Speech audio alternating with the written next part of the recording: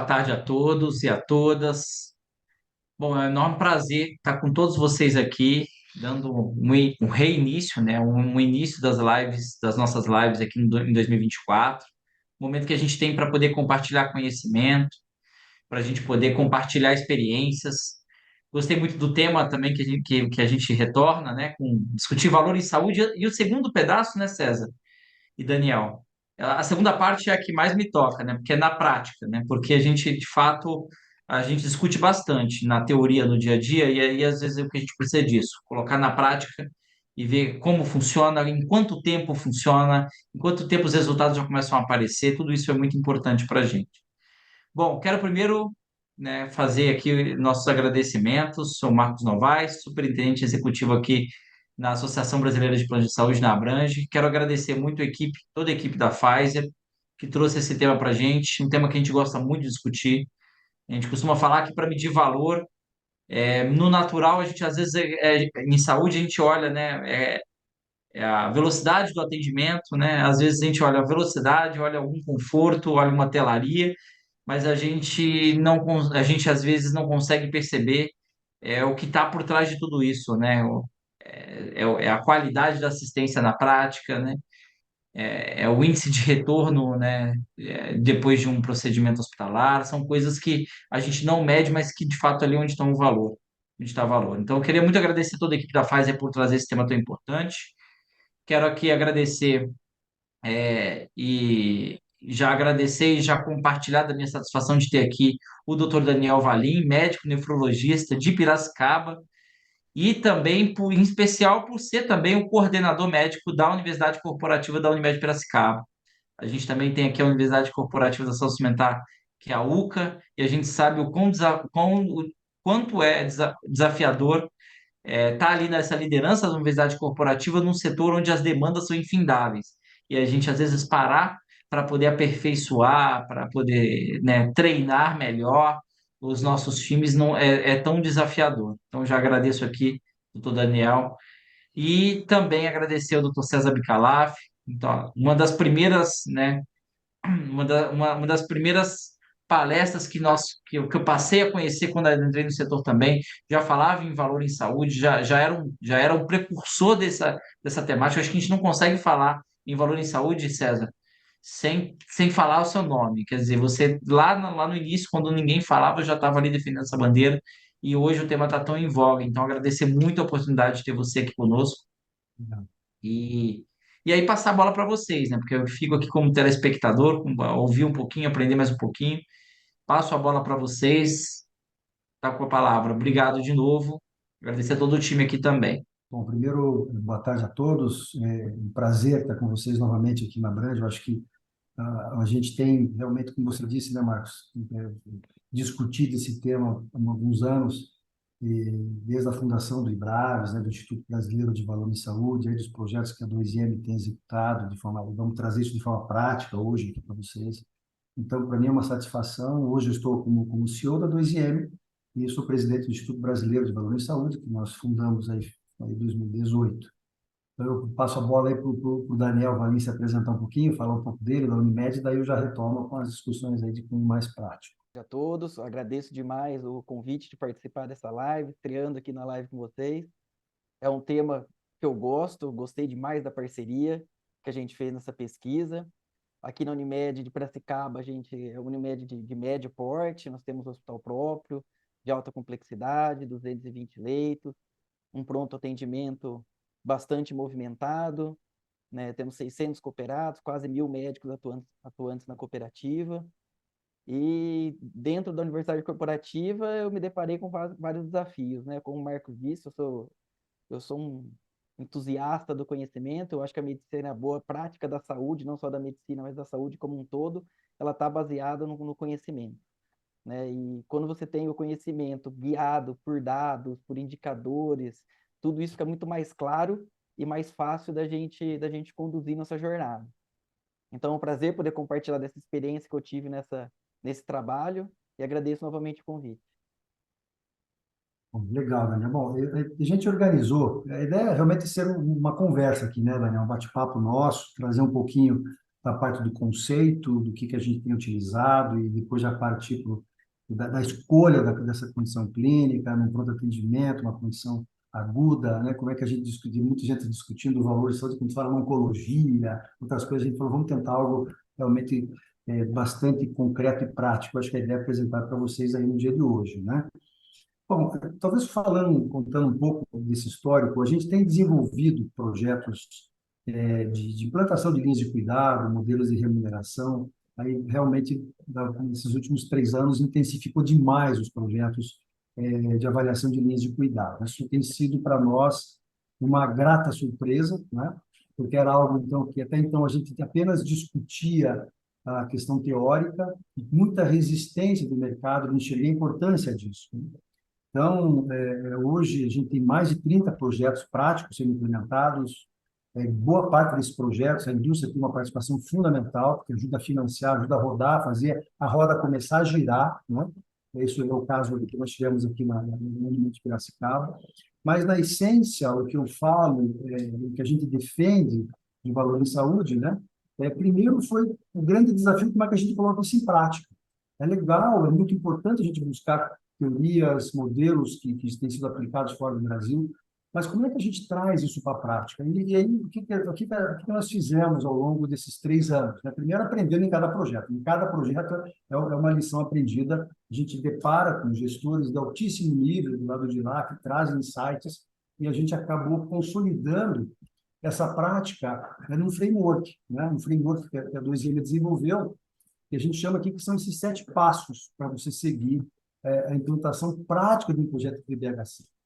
Primeiro o conceito de saúde baseada em valor. Indiscutivelmente, isso é uma prática que a gente defende, a gente tem usado muito o conceito que o Braz coloca, né, de você buscar realmente aqueles desfechos que importam para o paciente e fazer a correlação disso com os seus custos. Essa é a essência do conceito. Não tem como eu olhar um indicador, né, uma lógica, e não ver a correlação dele, quanto custa isso. O segundo ponto, o segundo passo desse framework, né, um framework de 7 passos, né, o segundo passo é a definição clara do foco. Nós temos que definir uma condição clínica específica, que no nosso caso aqui a gente definiu. Nós vamos trabalhar com um projeto, né, de cólica renal num pronto atendimento. Como é que se constrói essa linha? Isso que eu vou avaliar. Isso é muito importante ter esse foco, ter a clareza disso. O próximo passo é um desafio que a gente enfrenta em alguns projetos. Né? Como é que eu consigo enxergar a complexidade clínica de alguns pacientes? Né? No caso nosso aqui, a gente trabalha com cluster, com um grupo apenas, mas, por exemplo, tem grupos na área de diabetes, na área de oncologia, que são diversos clusters, e o cluster, dentro do nosso modelo, significa eu agrupar, dentro de uma mesma lógica, pacientes com similaridades clínicas. O próximo passo é o desenho da linha. É muito importante que os especialistas participem desse processo, e muito legal, porque nesse projeto é um projeto de cólica renal, um projeto que foi a Pfizer participou, financiou esse projeto no Unimed. Ela trouxe alguns especialistas para discutir, os especialistas criticaram toda a lógica de avaliação, a construção dessa linha de cuidado, quanto tempo, né, a linha de cuidado ela tem marcos importantes, independente da linha, vai ter um tempo de avaliação dessa linha. Né? No nosso caso aqui, a gente fez uma avaliação 30 dias após a alta do PA, após a saída do PA desse paciente. Né? Por quê? Porque eu posso medir reinternação, né, readmissão em pronto-socorro, posso admitir, aí, como no nosso caso aqui, a escala de dor do paciente no pós-alta. Então, são métricas fundamentais que muitas vezes eu não consigo capturar, por exemplo, dentro do sistema de informação do hospital, da operadora, qualquer que seja, tem que criar esses dados, que são umas lições aprendidas que a gente vai falar para vocês na sequência. O quinto passo muito importante é o modelo de avaliação. Vocês têm escutado muito, a gente tem muito material, inclusive já está publicado, a metodologia que nós desenvolvemos na 2M, que é do Score de Valor em Saúde. É uma análise de decisão por multicritério, onde você agrupa indicadores em 3 dimensões que olham qualidade e uma dimensão que olha custo, custeio. As dimensões da qualidade são 3 grupos de indicadores. Indicadores que medem processo, indicadores que medem desfechos clínicos e indicadores que medem reporte do paciente. É fundamental essa métrica e correlacionando, então, com a métrica de custeio. O interessante do Score, o ano passado, a gente recebeu um prêmio, o Valim sabe bem disso, né? Recebemos um prêmio do VDHC Dragons na Europa, principalmente porque a gente conseguiu demonstrar, em um projeto específico, qual nós submetemos lá, um projeto de artrite reumatoide, nós mostramos esse projeto a condição de escalar esse score para outras condições clínicas, como é o caso aqui da cólica renal. Hoje temos aí câncer de mama, câncer de próstata, câncer de pulmão, a parte da AR, diabetes, obesidade, gestação de alto risco, vários projetos que você consegue ter score específico com base nessa composição de indicadores, medindo indicadores de processo, de desfecho, de reporte do paciente e de custo. O sexto passo é muito importante enxergarmos como é que eu crio acordos, né, com base em valor, que são os value based agreements, os VBAs, né? Como é que eu compro, por exemplo, uma tecnologia com base em valor? Como é que eu negocio uma indicação, por exemplo, de alto custo, com descontos em função do resultado no EVS, nesse score? Como é que a gente avalia as equipes médicas, por exemplo, do PA, e compara diferentes comportamentos de solicitação de mais exames, de menos exames, de pacientes que ficam mais tempo, menos tempo, né? Dentro do pronto-socorro. Então, você permite criar modelos desses, a partir do momento que você tem esse score definido, você tem a clareza de estabelecer esses acordos. E o último passo é como é que eu escalo. Já estamos na discussão agora aí com o Daniel, né? Como é que a gente vai escalar esse projeto? Como é que a gente saia do projeto apenas da cólica renal, a gente implanta outros projetos, a gente executa outros modelos de análise, a gente compara com outros pronto atendimento da cidade, né, que os pacientes, que os beneficiários da Unimed são atendidos. Como é que a gente escala essa lógica que a gente testou nesse modelo? Isso é muito legal, porque quando você tem esse framework, a gente vê na prática, a gente consegue aplicar isso para qualquer condição clínica. E essa foi a essência desse modelo construído na Unimed Piracicaba, e o foco foi a cólica renal. Então, eu queria passar aí a bola para você, Daniel, dentro da visão que você escutou esse framework, escutou a metodologia lá atrás, né? E o que você enxergou dentro da Unimed Piracicaba, dentro do hospital, desse nível que é o hospital de vocês? Qual foi o grande desafio, né, ou os desafios que você viu para implementar um projeto de VBHC dentro do pronto atendimento, né? Fala um pouco dessa história nossa aí para a gente depois entrar aí na escolha, né, da por que cólica renal, aquela coisa. Daí você já podia aproveitar e já traçar um pouco desse perfil aí do porquê que a gente acabou optando por essa condição clínica dentro do pronto-socorro. Olha, César, eu não vou mentir, não. Acho que o primeiro desafio foi até eu me convencer. Quando o pessoal veio com essa proposta, eu falei, cara, será que isso aí dá certo? Será que isso aí funciona? Será que não, será que a gente vai conseguir colocar em prática? E às vezes o primeiro passo é sempre o mais difícil de dar, né? Você sempre fica achando que, você coloca sempre as barreiras, as dificuldades, fica pensando em muitos empecilhos, mas quando a gente começou a ver e a gente conseguiu enxergar esses passos que você explicou dentro do nosso dia a dia, a gente começou a pensar a perceber que não era uma coisa tão impossível de se colocar em prática. A gente escolheu um tema bem prevalente, mas não tão complexo, né? Eu via de câncer de mama, eu vi de próstata, achei super interessante, já comecei a ter várias ideias ali, aí você começa a abrir o imaginário do negócio, mas eu acho que o primeiro desafio foi eu me convencer ali, quando veio a proposta de a gente fazer essa parceria, foi de como eu ia começar a conseguir implementar e como isso poderia agregar no nosso trabalho. Mas, vou ser bem sincero, a gente fez acho que 2 ou 3 reuniões no máximo, curtas, e a gente conseguiu desenhar essa linha de cuidado de uma maneira muito tranquila, e aí que vem o know-how de cada um, né? Você vê a parte da tecnologia ali a seu favor, que é o que a gente não tem. A gente é muito clínico, a gente é muito assistencial, a gente sabe como é que é a prática, mas é difícil a gente colocar isso em dados, né? E a gente vê que para outra pessoa é muito simples. Então, praticamente todas as demandas que a gente teve, as dúvidas que a gente achava que eram muito grandes e uns empecilhos muito importantes, na verdade não foram. A gente conseguiu desenhar uma linha de cuidado relativamente simples, rápida e que eu achei muito bem feita, né? E eu acho que a gente foi, não digo muita sede ao pote, mas a gente foi muito ambicioso de começar isso num pronto atendimento. O nosso pronto atendimento ele é grande, ele tem em média 8.000 atendimentos no mês. Eu acho que quase todos os hospitais é um setor que é bastante peculiar, vamos dizer assim, é o ponto de contato da maioria dos nossos clientes, é uma área de difícil manejo ali, de difícil prática médica. Então, acho que a gente foi ambicioso de colocar lá, mas ao mesmo tempo, eu acho que é uma área que qualquer resultado que a gente conseguisse, a gente podia trazer uma melhora daquela situação, né? Por ser um ambiente crítico ali acho que todo o serviço de saúde. E a gente entrar com essa ideia dentro de um setor, né, que já tem uma cultura, que já tem um modus operandi, é um lugar de muito estresse, é um lugar que é difícil você implementar coisas novas, né? Então, a gente entrar com essa proposta dentro de um setor como pronto atendimento, houve uma certa barreira, né? Tanto nossa, da gente chegar ali, quanto da própria equipe, né? De atrapalhar o fluxo, de acabar gerando mais problemas do que trazendo soluções. Mas também, isso aos poucos, a gente foi conseguindo contornar, a gente foi conseguindo mostrar, a gente vai se aproximando. Aí vai a nossa parte de diálogo, de tentar mostrar um pouco o que é o projeto, e a gente fez isso, mas não deixa de ser uma grande dificuldade. Ah, E a ferramenta para a gente foi fundamental, porque a análise de dados, você conseguir captar os dados, talvez seja a parte mais importante do projeto, né? E você ter uma pessoa confiável, isso a gente conseguiu fazer com uma pessoa só, que a gente dedicava 1 hora ao dia para ela fazer colocar os dados na nossa plataforma. Então, isso para a gente foi uma coisa, que era outra coisa que eu pensava, cara, como é que a gente vai alimentar isso? Né? Então, a gente conseguiu fazer um fluxo relativamente simples, a partir da triagem e com uma pessoa específica para fazer a alimentação dos dados na plataforma. E uma plataforma muito amigável, muito simples, que a gente aprendeu a mexer em 1 hora de treinamento ali, nem isso. A gente aprendeu a mexer, então foi uma coisa tranquila. Mas eu acho que inicialmente foram esses os grandes desafios, né?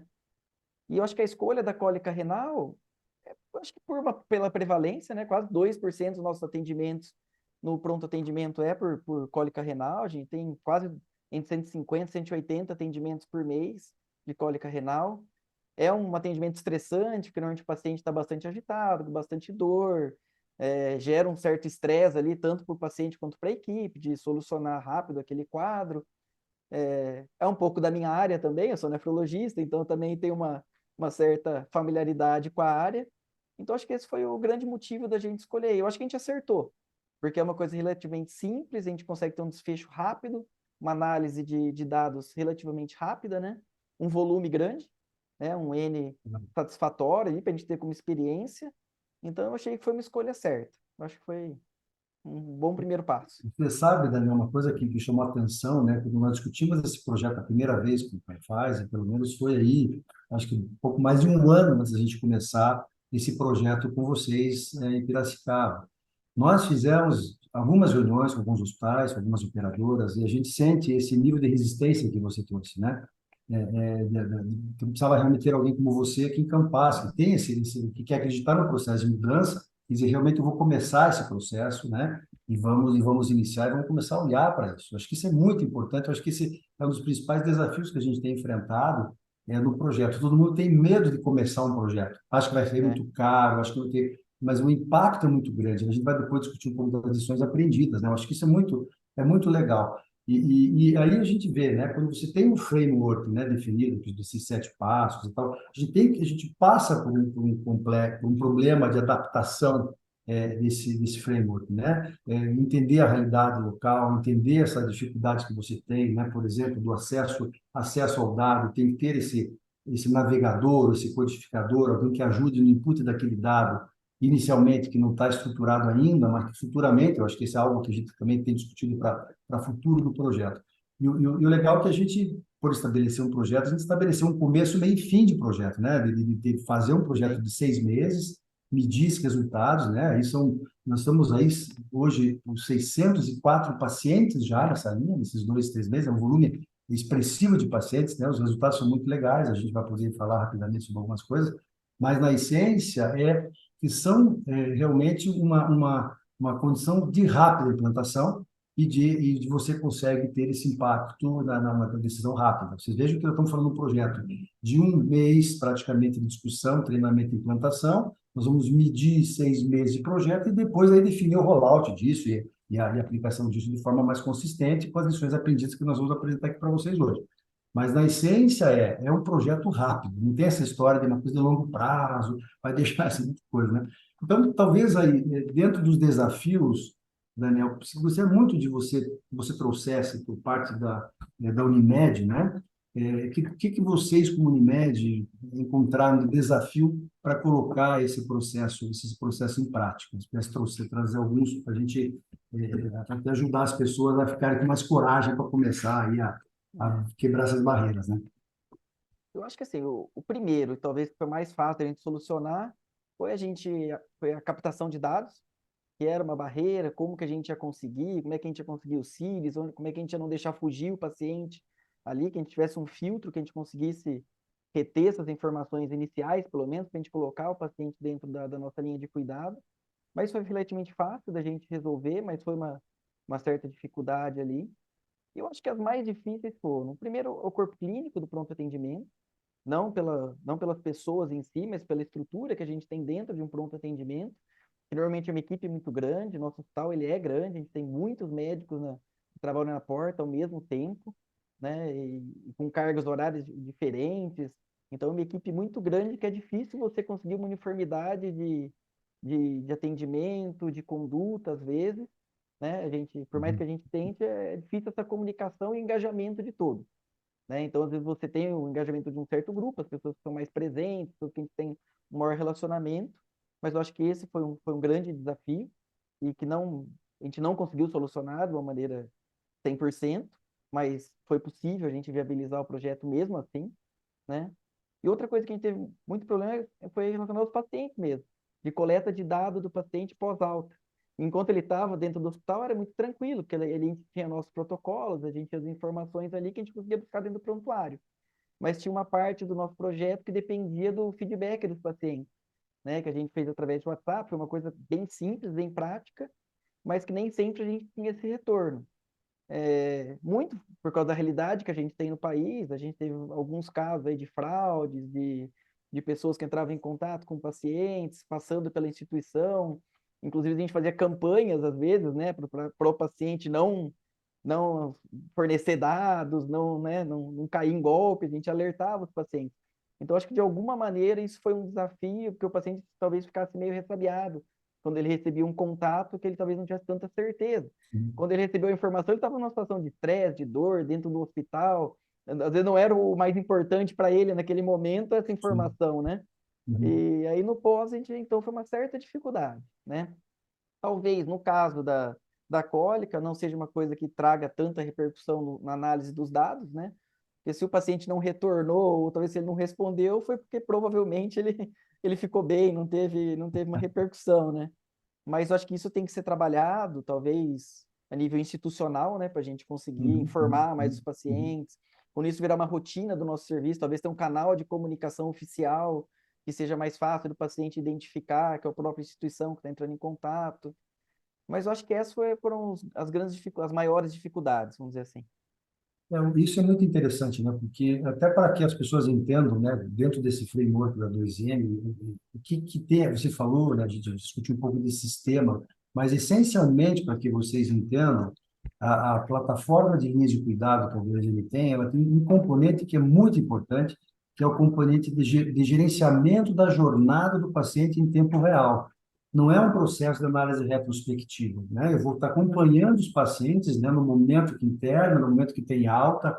Isso a pessoa dentro do hospital, no caso esse navegador, esse profissional que foi de riquíssimo valor aí do projeto que vocês selecionaram, né? É fundamental porque ela não apenas faz o papel, né, de navegar, entender o que acontece com o paciente de forma aí longitudinal, como também de estruturação e input de dados, né? Porque você vê, a gente percebeu na prática que tem muitos dados, que isso a gente, na 2M nós vimos que tem prática, eu falo muito disso nas conversas, a gente fala que os desafios dos projetos de ensino de base de valor, dados, acesso ao dado, Daniel, que você trouxe, é o principal desafio. E na prática, que a gente percebe que a gente sempre se depara com três grupos de dados, três conjuntos de dados nos nossos projetos. Um é o dado que existe, está estruturado, já está registrado no sistema.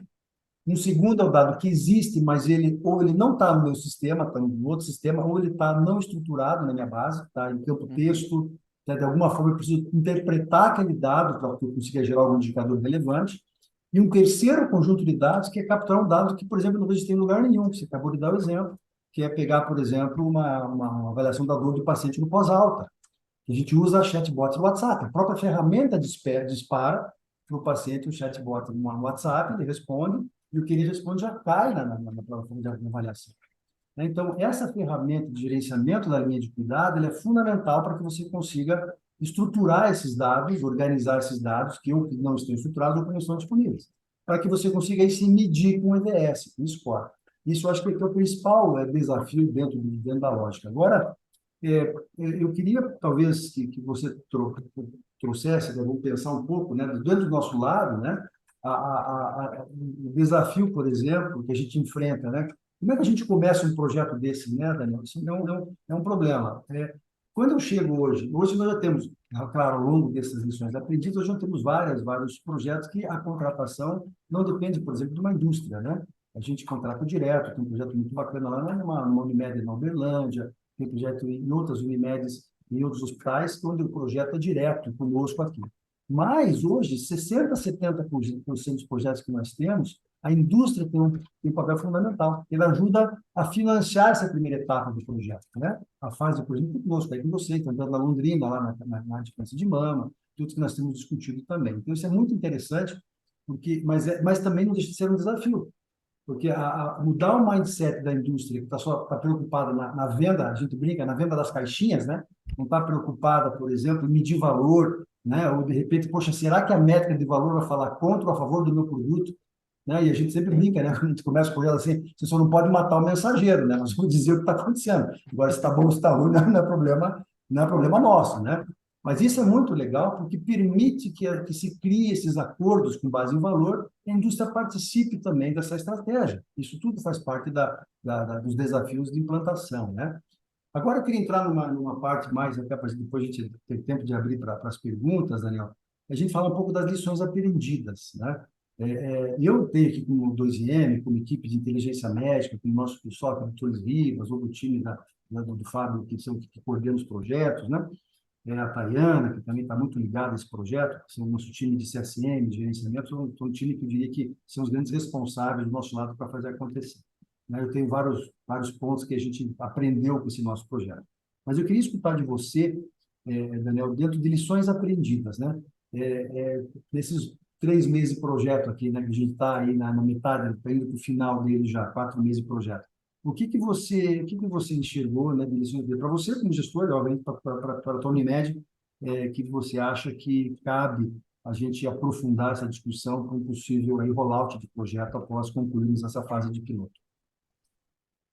Olha, assim, eu acho que o que que a gente aprendeu? Primeiro, assim, eu acho que tem a parte mais institucional do negócio, eu acho que eu pelo menos percebi que eu acho que sem uma parceria isso se torna praticamente inviável, tá? Eu não digo nem parceria com indústria, tudo, mas numa empresa de tecnologia, por exemplo, a 2M foi fundamental, a gente nunca conseguiria criar uma linha de cuidado igual a gente criou ali, com os recursos que a gente tinha.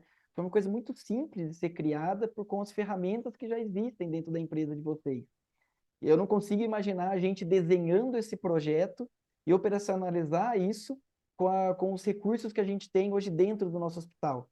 Né? Eu acho que isso aí tem que ser realmente uma coisa já pronta, customizável e desenhada junto com uma equipe especializada. Né? Então, eu não imagino a gente fazendo isso de outra maneira. Eu acho que a gente tem que ter uma parceria desse tipo. Né? Isso para mim ficou muito claro. A outra coisa, eu acho que assim, a gente tem que ter é clichê a gente falar que a alta gestão tem que estar envolvida, e tem mesmo que estar envolvida nisso, ela tem que acreditar no projeto, ela tem que entender que aquilo pode trazer um benefício para a instituição, e a gente tem uma diretoria muito engajada nesse tipo de serviço, tanto da parte educacional da universidade corporativa, quanto a parte de pesquisa.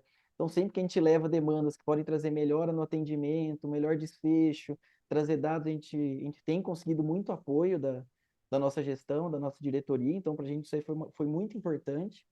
E eu digo também que a gente precisa do apoio não só do alto escalão, mas do médio escalão também. Né? A gente tem que ter uma referência da área, né? Eu acho que talvez nem eu nem seja a pessoa mais correta ali para ter tocado esse projeto. Acho que a gente poderia ter tido uma pessoa da área, né, do próprio pronto atendimento, o gestor do pronto atendimento fazendo parte disso. A gente acabou não envolvendo ele nisso nesse primeiro tempo, mas eu com certeza faria isso da próxima vez. Né? E eu acho que tem que ser um gestor que consiga participar, que ele tenha uma visão não só da parte assistencial, mas também da gestão, que ele consiga entender que você vai mudar o serviço dele, que você pode trazer alguns recursos para ele, que você vai conseguir trazer um atendimento mais eficaz e melhorar o trabalho dele. Né? Acho que isso é fundamental.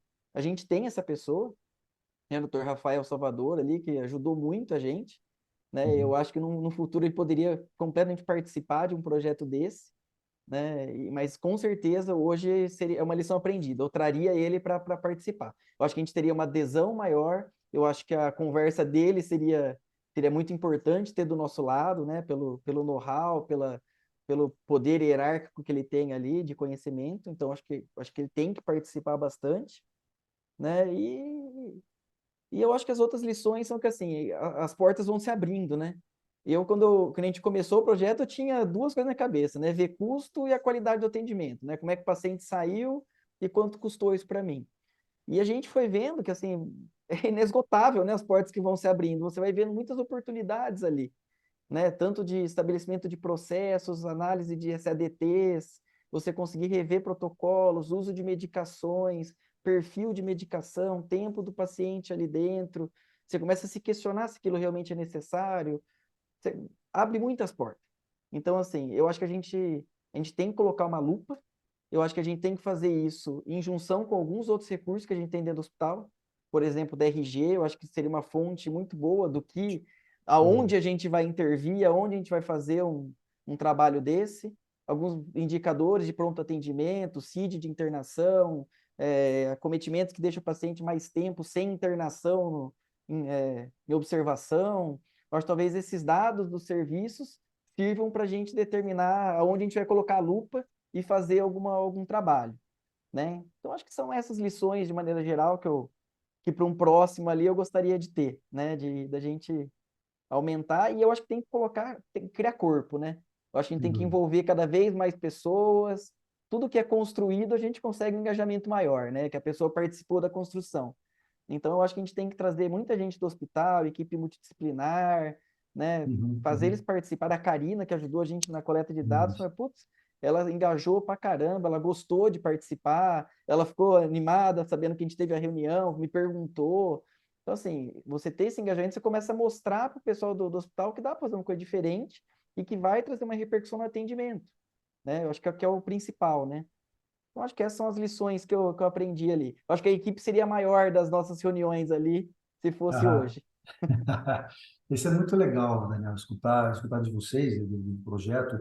E o que é bacana, né, que a gente não fez, apenas apresentou projetos, não fez nenhuma preparação, né, não combinamos o discurso aqui no sentido, você tem que dizer aquilo, né? Eu acho que uma coisa que isso que tá bacana dessa nossa live, nossa conversa, porque realmente literalmente ao vivo mesmo, né, estamos discutindo, né?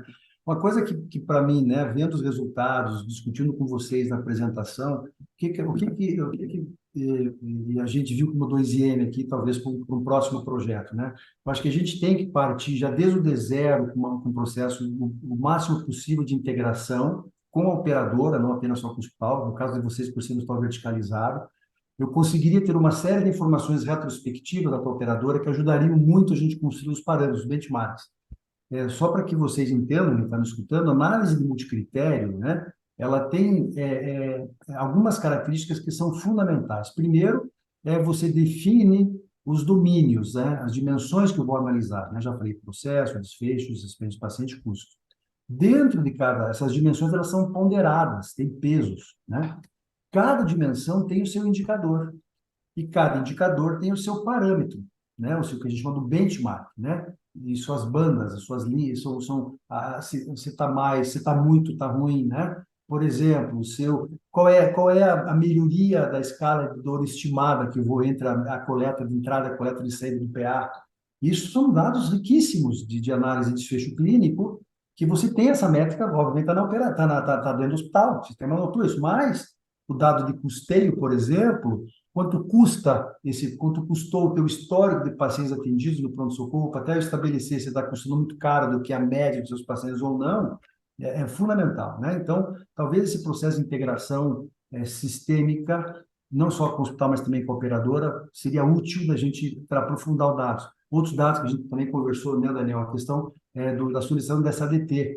A gente percebeu que muitos impactos em custeio desses pacientes, porque tinham pedido, às vezes, duas tomografias, né, do mesmo paciente durante durante o atendimento, né? Isso impactou demais o custo da atenção daquele paciente, né? Então, e às vezes a gente consegue, com essas informações, avaliar as equipes, o comportamento, né? O score dos pacientes em função, o score das equipes em função do score dos pacientes que eles atenderam.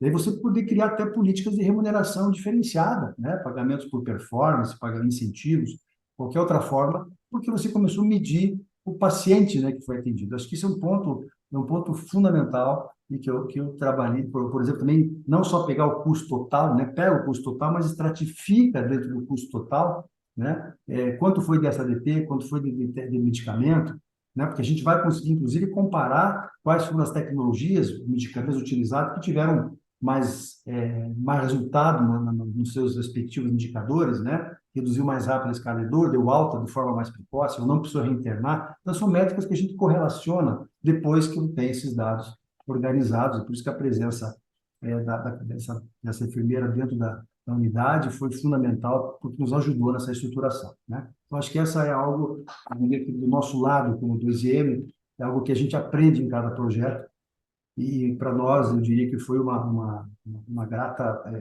uma satisfação enorme esse projeto com vocês, né? Então, eu vejo que hoje, desses 600 pacientes, né, 604 pacientes, né, já temos ciclos concluídos, uns estão em conclusão de ciclo, né, porque lembrando que cada paciente que tem alta, a gente espera 30 dias do pós-alta para fechar o ciclo de avaliação, porque nesses 30 dias pode ter acontecido alguma coisa, ele pode ter reinternado, né, regime de NTA, isso impacta o desfecho, né, desse paciente, o score desse paciente. Então, esses 90 e poucos pacientes que nós já temos o score estruturado, eu acho que é interessante, né, a partir do que você consegue enxergar essa métrica, que infelizmente a gente não pode, não tem como mostrar para vocês aqui agora, porque a ferramenta funciona em tempo real. E eu mostrar aqui e estar divulgando o nome de pacientes, não podemos fazer isso, né? Então, mas na essência, quem puder ver as nossas publicações, alguns resultados que tem em simulações, a gente pode mostrar como é que essa ferramenta se mostra no score, como é que esse score ele aparece na prática, né? Que eu depois que eu passar para o Daniel, eu vou mostrar uma tela de um score aqui para vocês, vou compartilhar para que vocês enxerguem, consigam tangibilizar. Eu tenho aqui um print de uma tela que não fala nome de pacientes, que vocês vão conseguir enxergar mais ou menos como é que tem. Agora, imagine então, né, Daniel, se eu tenho cada paciente com o seu score, um EVS, que é uma nota de 0 a 5 por paciente, eu consigo plotar no gráfico, eu sei a correlação da qualidade com o custo, né? Você imagina que isso pode dar alguns insights para vocês na estruturação de algum programa de relacionamento com a equipe, algum programa de avaliação, de comparação com outros serviços? O que você enxerga isso como resultados do que você viu? E até já entrar nos próximos passos aí que você viria em termos do que fazer, né, com o que a gente viu, porque teoricamente é um projeto de 6 meses de duração. Vamos ter que decidir aí se vale a pena a gente construir esses insights que nós colocamos em prática, essas lições aprendidas, ou se tem algo mais que você traria como próximos passos aí. Eu acho que assim, na hora que a gente tiver todos os dados ali, eu acho que a gente vai conseguir olhar bem e conseguir enxergar as oportunidades que esses dados nos trazem, né? Inicialmente, ali, essa parte de SADT que você falou, uma coisa que eu achei muito importante, porque a gente tem que ver que isso aí também é um malefício para o paciente, às vezes, né? Às vezes isso aí acaba acarretando coisas ali para o paciente que atrapalha a experiência dele, a qualidade do próprio atendimento. E eu acho que vai abrir muitos braços aí para as outras áreas que a gente tem. Não tem como hoje a gente pensar em prática médica sem analisar custo e qualidade do atendimento, de satisfação do cliente. Eu acho que quando a gente tiver isso mensurado e o próprio paciente entender que a nossa instituição trabalha baseado nisso, vendo o valor do atendimento que ele está recebendo, que a satisfação dele importa e que o custo também é importante para ele, né? Que é um ambiente controlado, vamos dizer assim, que ele está fazendo parte de um processo que é muito bem estruturado e estudado, né? Ele vai sentir mais confiança no atendimento que ele está recebendo, né? E eu acho que isso pode ser até um marketing para a própria instituição, né? Quando você vai negociar valor, vai negociar contrato, talvez você mostrar para uma empresa, você mostrar para o beneficiário que você tem modelos de gestão bem estruturados, baseados em desfechos clínicos, baseados em custo. Hoje a gente tem muita coparticipação, então tudo isso influencia, né? Então acho que isso aí pode trazer um benefício para a própria instituição. né? Mas eu, como um médico assistencial, acho que isso aí vai aumentar muito a segurança do paciente, a Uhum. segurança da instituição, vai embasar as nossas decisões, eu acho que vai facilitar a instituição de protocolos, a gente, né, a gente ter robustez no que a gente está falando, né? Acho que esse é o grande insight aí do negócio. E Legal. as oportunidades são, né, são ilimitadas, né, dentro de um hospital tão grande quanto o nosso. Isso que a gente Uhum. está falando só dentro do hospital, né? Se a gente for levar para a área ambulatorial, aí é um negócio, né? Tá. Não, legal. Eu tenho inúmeras perguntas aqui, Daniel. Eu quero aproveitar 2 minutos aqui antes da gente passar para as perguntas e já vi que teve algumas perguntas aqui direcionadas a isso. Já vou responder alguma delas com essa minha colocação. Eu vou mostrar para vocês a cara da ferramenta, mas eu estou com uma versão que não é, que é uma versão que a gente chama de versão UX, não é uma versão com dados do mundo real da Unimed. Então, tudo que está ali são dados fictícios, né? Mas é só para que eu acho que está existindo muita curiosidade em conhecer um pouco dessa plataforma, dessa lógica. Eu vou mostrar rapidamente aqui na tela, 2 minutos, só para poder enxergar isso de forma prática, tá? Aqui eu estou compartilhando a tela, essa é uma tela de entrada de todas as soluções que nós temos. Vamos entrar aqui num projeto, né, de cólica renal, que é o que nós estamos discutindo aqui. Esse aqui vocês vão ver que são dados de versão UX, como eu falei, né? Nós temos os 600 pacientes, a Unimed que só tem 70, porque são casos interessantes. Mas veja que a lógica é uma ferramenta de acompanhamento de processo desses pacientes em diversas etapas, né? Cada etapa tem uma atividade, né? Por exemplo, 24 horas pós-alta, libera-se um WhatsApp para o paciente para fazer uma avaliação de dor 24 horas pós-alta. Isso imputa na análise daqueles indicadores que eu mostrei para vocês, né? E o cálculo do EVS é depois de 30 dias pós-alta. Quando eu calculo o EVS, a gente enxerga, a gente tem essa análise aqui, né? Como eu falei, os dados aqui são dados todos fictícios, tá? Mas vocês conseguem enxergar aqui o modelo de análise do score, né? Que vocês têm esse eixo da qualidade, né? Esse eixo Y, o eixo X, o índice de custeio.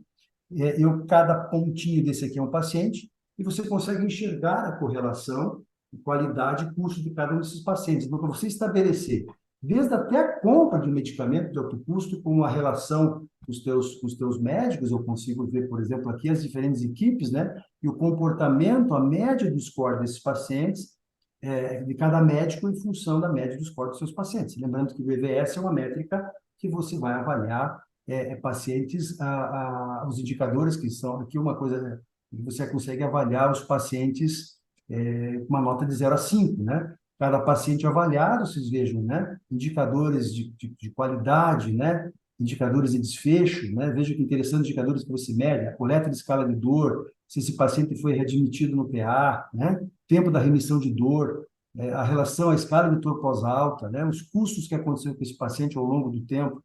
Isso tudo permite gerar esse score que eu mostrei para vocês. Então, isso aqui é mais um cheiro da ferramenta para que vocês consigam avaliar, né? Entender que essa é a ferramenta, por exemplo, que o Daniel tem em mãos aí para poder gerenciar, obviamente, aí, no caso dele, com os dados dos pacientes que ele tem acesso. Daniel, tem várias perguntas aqui.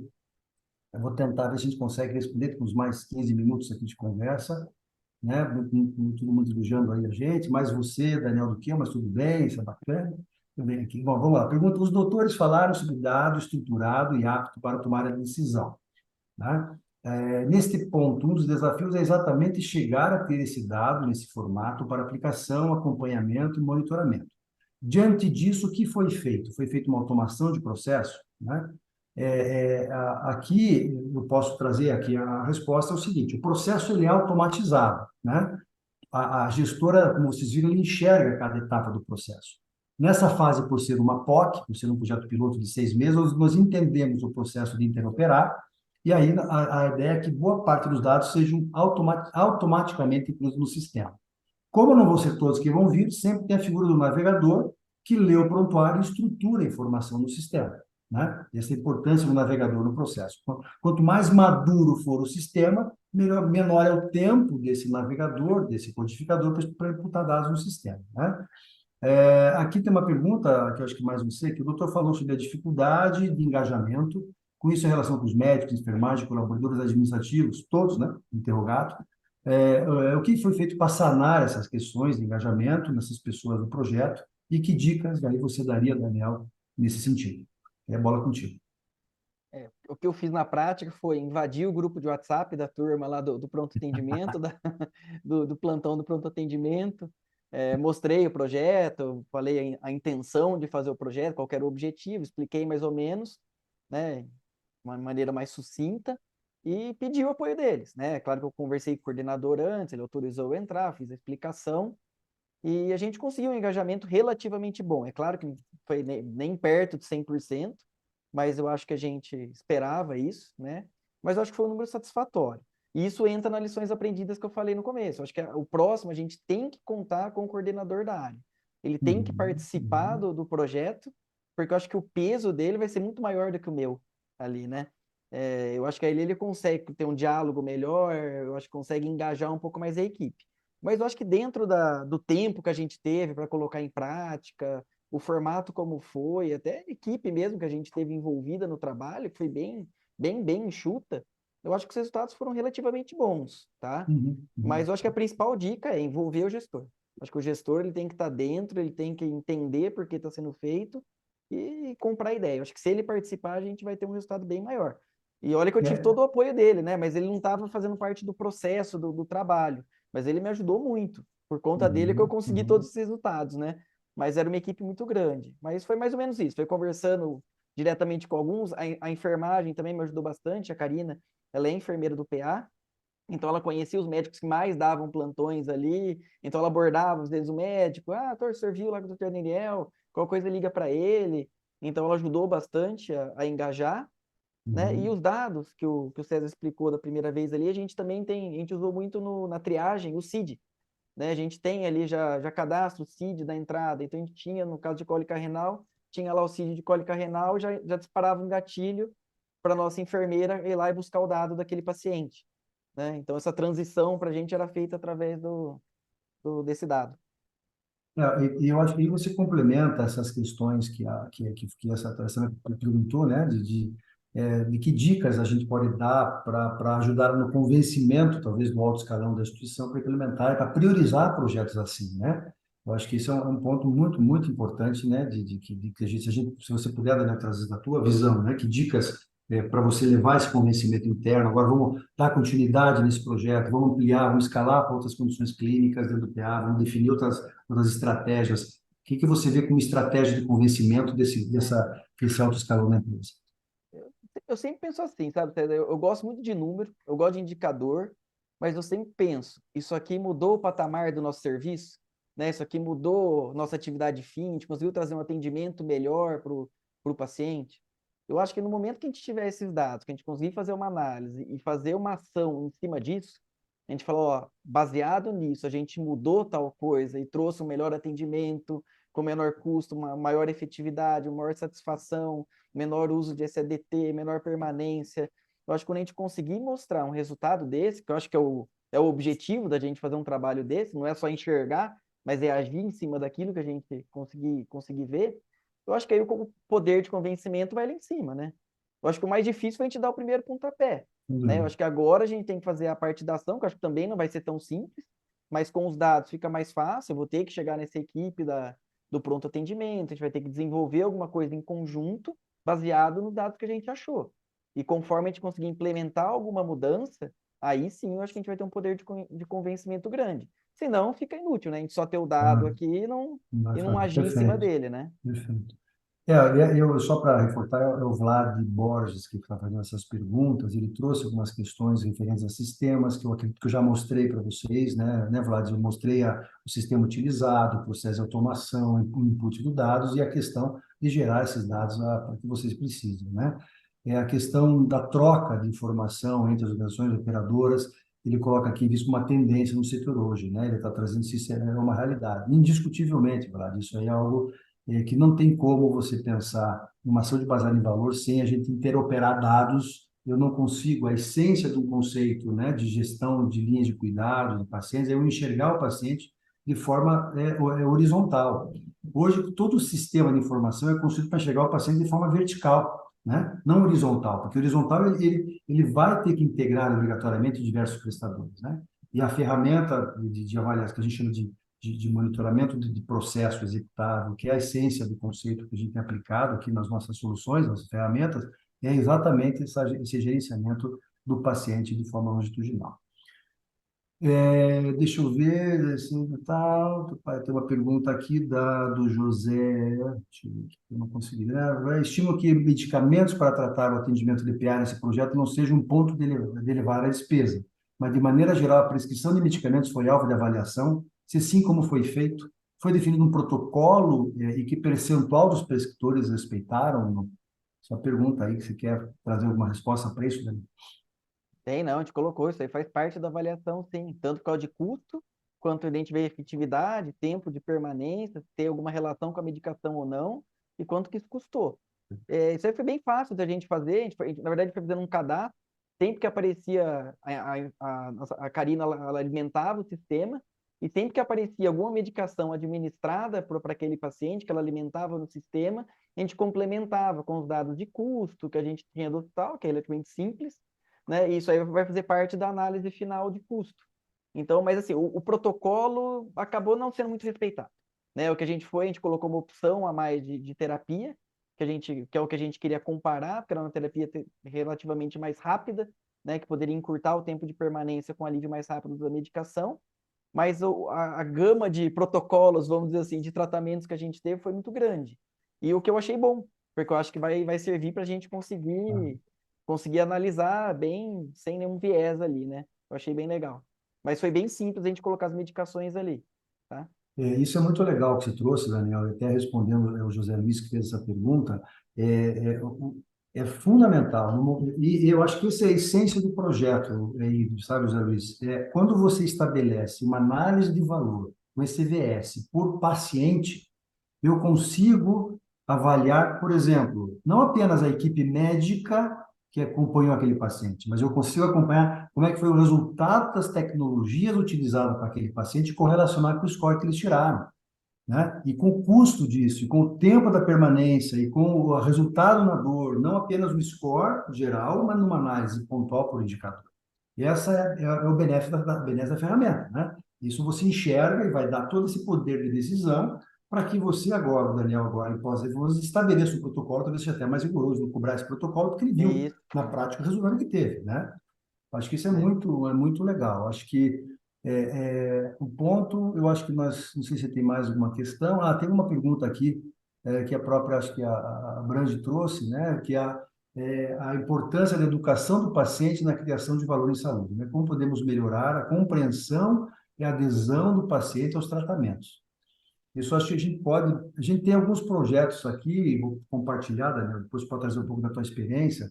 É fundamental o processo de adesão ao paciente do tratamento, né? Tem algumas publicações que a gente já teve acesso, mostrou que pacientes que são acionados ou ativados para a gestão da sua doença, pode impactar numa redução de custo do sistema na ordem de 20, 21% do custo assistencial, porque ele passou a se corresponsabilizar por isso. Então, e o problema, isso você vê, qualquer doença crônica, qualquer doença que tem aí realmente, é crônica principalmente, né? Que são os high users, que usam muito o sistema, a gente percebe que o grande problema está em dois fatores, acesso e adesão. Isso, todas as publicações do mundo falam isso, né? Você tem que resolver o problema de acesso e o problema de adesão, aderência do paciente ao tratamento.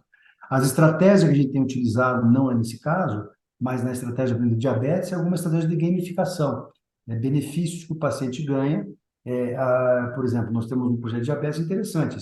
Dependendo do número de passos que o paciente tem por dia, né, ele recebe, entre aspas, créditos, e esses créditos ele ganha aí no final de um mês ou de um período X de tempo, uma moeda que ele pode trocar numa farmácia, numa rede de farmácia específica, por descontos para a compra de medicamentos que ele tem. Então, são lógicas de gamificação que você estimula a adesão do paciente. Eu não sei se você quer complementar alguma coisa nesse sentido, Daniel.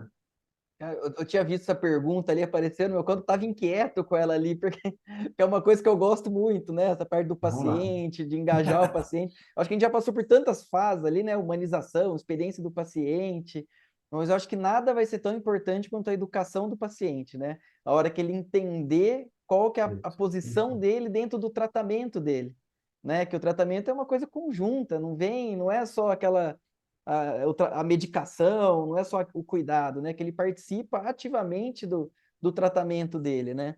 E eu acho que o atendimento em saúde vive um momento de conflito, né? Em que todas as partes não estão extremamente bem satisfeitas, vamos dizer assim, né? O paciente não sente tanta confiança no plano dele, o plano também tem uma dificuldade de gerir parte financeira, né? E principalmente no pronto atendimento. Na parte ambulatorial, no consultório, você consegue ter um vínculo com o seu paciente, você cria um vínculo, isso aí vai muito de personalidade, mas normalmente você consegue criar uma relação de confiança, e dependendo do perfil dos dois, você consegue criar uma linha de cuidado, né? O pronto atendimento, a internação é um quadro um pouco mais estressante, vamos dizer assim, né? É uma zona de contato muito aguda ali, né? Aguda, né? Então é difícil você conseguir estabelecer. Então, eu acho que quanto mais informação você der para o seu paciente, quanto mais você mostrar que você é um serviço sério, que faz um serviço baseado em boas práticas, eu acho que isso aí é o primeiro passo para você ganhar a confiança dele, né? E depois você conseguir fazer isso aí, educação mesmo do paciente.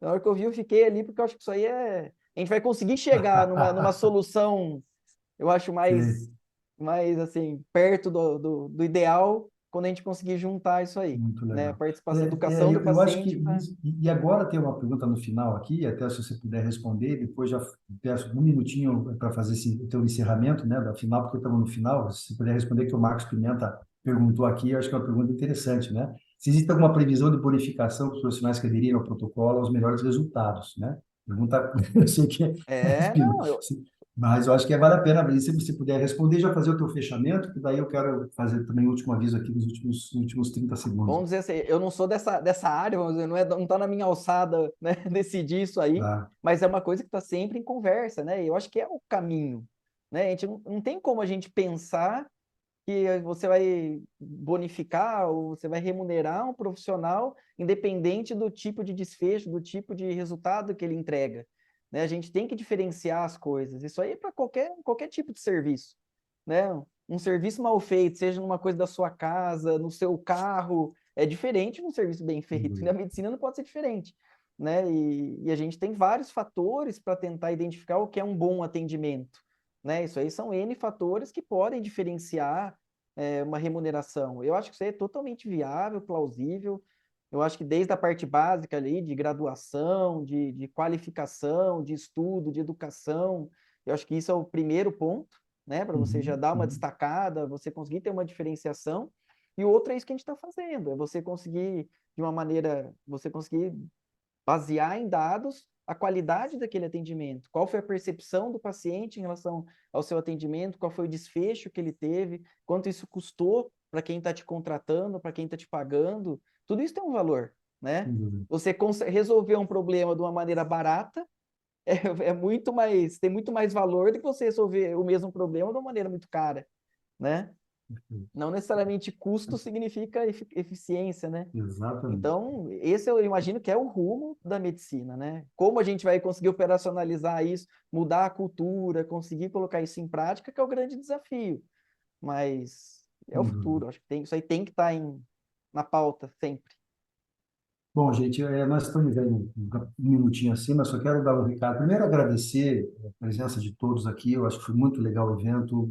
Obrigado pelas perguntas, Daniel. Pô, eu acho que foi muito gostoso essa conversa. Vou estar à disposição aí para os nossos contatos para responder qualquer questão que porventura tenha ficado, né, Daniel? Mas agradeço aí a Brange por essa iniciativa, obviamente a Pfizer que trouxe essa possibilidade, né? E, Daniel, para você em especial, né? Eu recebi um recado aqui do IBRAVES, né? Do Instituto Brasileiro de Saúde, em função aí da tua ação nesse projeto, né? Na gestão desse projeto, o IBRAVES tem certificações que nós chamamos VMP, Value Management Professional, uma definição para o profissional, né? Então, elas são 5 níveis de graduação. Em função da tua participação nesse projeto, né, você já está apto a tirar o VNP do terceiro nível, né? Nível 3, Opa, que é a aplicação prática nisso, então, com certeza, é mais, depois você vai receber toda a informação aí, como buscar esses selos, isso é um reconhecimento pelo teu trabalho e, obviamente, do time que você vai estar envolvido nesse processo aí.